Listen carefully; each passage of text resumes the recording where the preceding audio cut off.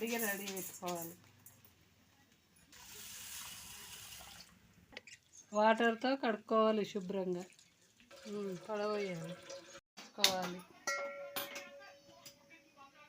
పూలు పెట్టుకోవాలి, ఆయిల్ వేసుకోవాలి,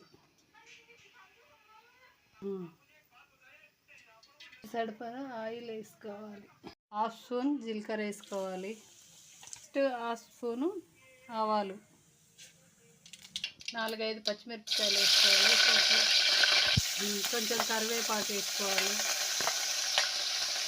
కలుపుకోవాలి, కొంచెం వేగాలి,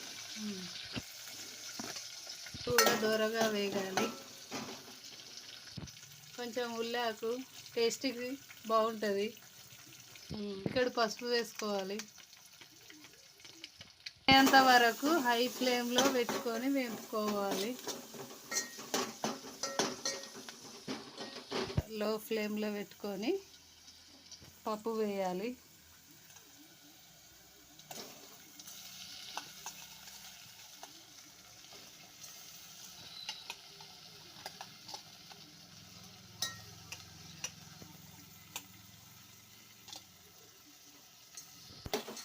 కొంచెం కలపాలి. ఆయిల్లో వేగాలి కొంచెం పప్పు. మూత పెట్టుకోవాలి. లో ఫ్లేమ్లో పెట్టుకొని మూత పెట్టుకోవాలి. మూత తీసి ఒకసారి కలపెట్టాలి.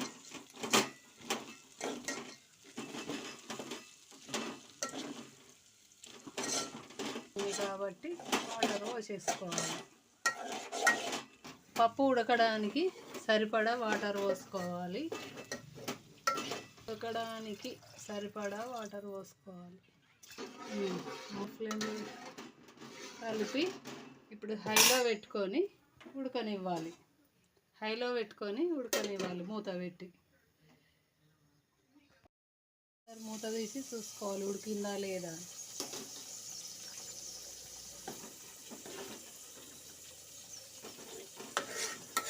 అయితే కొంచెం ఇప్పుడే ఉడికింది, ఇంకా కొంచెం ఉడకాలి. మంటలో ఫ్లేమ్లో పెట్టుకొని ఇంకా కొంచెంసేపు ఉడకనివ్వాలి మూత పెట్టి. ఇప్పుడు పప్పు ఉడికిందా లేదా చూసుకొని సాల్ట్ వేసుకుందాం. కొంచెం అయితే ఉడికింది. సాల్ట్ అయితే వేసుకోవాలి రుచికి సరిపడా. సాల్ట్ వేసిన తర్వాత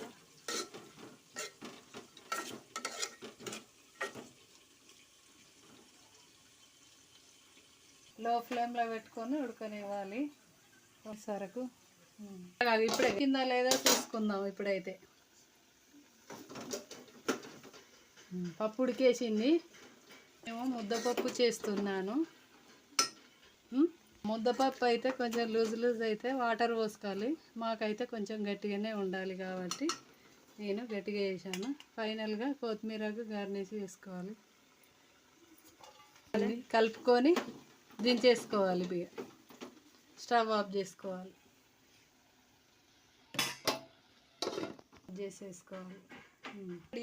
ముద్దపప్పు లైక్ చేయండి. ఈ పప్పు మీకు నచ్చినట్టయితే లైక్ చేయండి, షేర్ చేయండి, సబ్స్క్రైబ్ చేసుకోండి మా ఛానల్ను. Bye friends.